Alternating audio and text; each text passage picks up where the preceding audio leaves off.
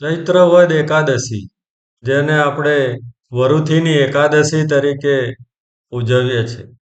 વરુથની એકાદશી એ પાપોનો નાશ તો કરે જ છે, પણ સાથે સાથે તમારું જે દુર્ભાગ્ય હોય, ખરાબ સમય હોય, તો એમાંથી પણ ઉગારે છે. જીવનમાં સુખ અને શાંતિ લાવે છે.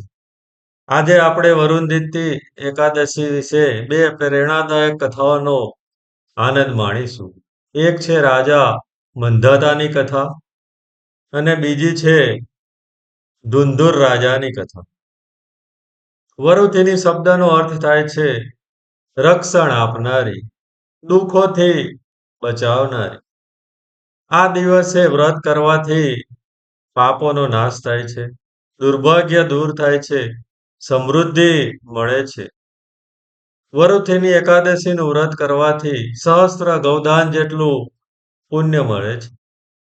વ્યક્તિના ભાગ્યને પણ બદલવાની તાકાત એ વરુથીની એકાદશીમાં છે. પ્રાચીન સમયમાં એક રાજા હતા. ખૂબ જ ધર્મનિષ્ઠ રાજા હતા. તેમનું નામ હતું મંધાતા. તેઓ સત્યવાદી રાજા તો હતા જ, પણ સાથે સાથે પ્રજાપ્રેમી અને ધર્મનિષ્ઠ પણ હતા.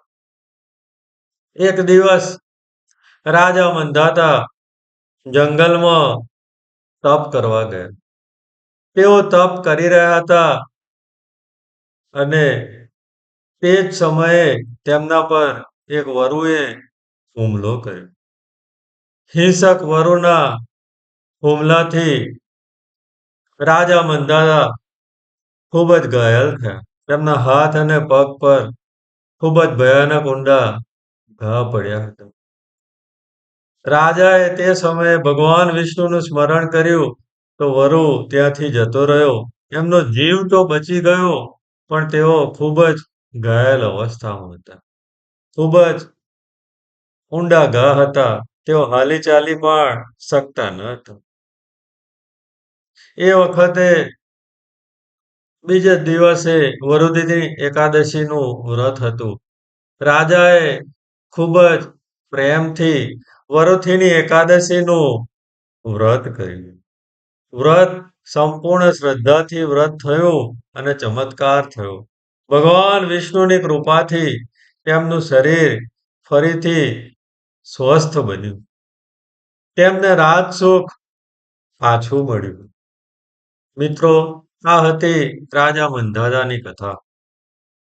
આવી જ એક બીજી કથા એ ધુંધુર રાજાની પણ છે.